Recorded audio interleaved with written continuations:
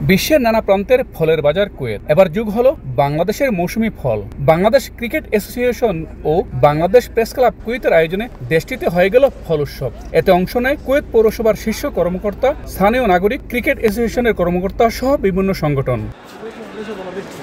বাংলাদেশের আম, কাঁঠাল, ড্রাগন ফলের স্বাদে মুগ্ধ কুইতিরা বলছেন, বাজারে নিয়মিত এলে আগ্রহ বাড়বে বহুগুণ। একই দাবি প্রবাসী বাংলাদেশিদের। এমন আয়োজন চান প্রতি বছর। আমাদের দেশের ফল, আমাদের দেশের অহংকার, আমাদের দেশের কমিউনিটি, আমাদের দেশের ফিউচার জেনারেশন কুয়েতে থেকে বাংলাদেশি রসালো ফলের সাথে পরিচিত হোক, এটাই আমরা কামনা করি। এদেশের যারা আছেন কুয়েতি, তারা যদি এসে আমাদের সাথে জয়েন করতে আরো বড় পরিসরে খুব ভালো হতো। বাংলাদেশের ফল সত্যি অনেক সুস্বাদু। আমি প্রথমবার দেশটির কাঁঠাল আর আম খেয়েছি, স্বাদ ছিল অসাধারণ। যদি বাণিজ্যিকভাবে এই ফল কুয়েতে রপ্তানি করা হয়, আমি নিশ্চিত সবাই পছন্দ করবে।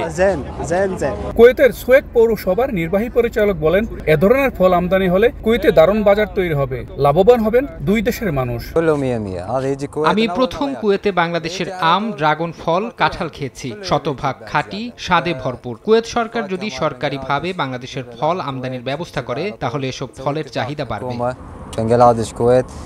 আয়োজকরা বলছেন, তাদের উদ্দেশ্য শুধু ফল প্রদর্শন নয়, বাংলাদেশের কৃষি পণ্যকে আন্তর্জাতিক বাজারে তুলে ধরা। আমরা চাই আগামীতে আরো সুন্দর করে এসব আয়োজন যেন আমরা করতে পারি। বাংলাদেশের যে ফলগুলো আমরা কুয়েতি স্থানীয় নাগরিকদের সামনে আরো পরিচিত করতে চাই ইনশাআল্লাহ। নিয়মিত কুয়েতের বাজারে এসব ফল পাওয়া গেলে বাংলাদেশের জন্য রপ্তানির নতুন দুয়ার খুলবে বলে মত সংশ্লিষ্টদের।